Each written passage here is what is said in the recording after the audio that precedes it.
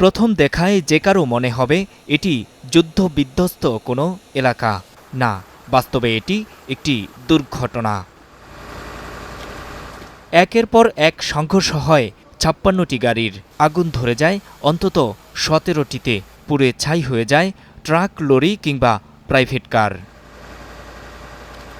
এমনই ভয়াবহ দুর্ঘটনা ঘটেছে জাপানের একটি এক্সপ্রেসওয়েতে। এতে প্রাণ গেছে ৭০ বছর বয়সী এক নারীর। আহত হয়েছে আরও ২৬ জন, যাদের মধ্যে ৫ জনের অবস্থা গুরুতর।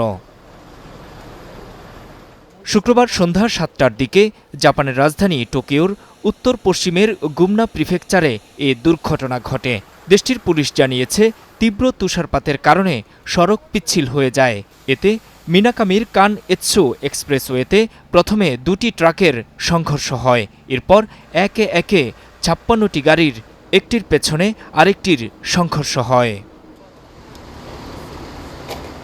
এ ঘটনার পর সড়কের একটি অংশ বন্ধ করে দেয়া হয়, ফলে সৃষ্টি হয় যানজটের।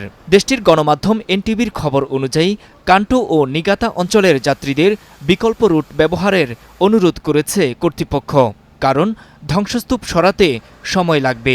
আকাশপথ ব্যবহারেরও পরামর্শ দেওয়া হয়েছে চলাচলকারীদের। নূর মোহাম্মদ, স্টার নিউজ।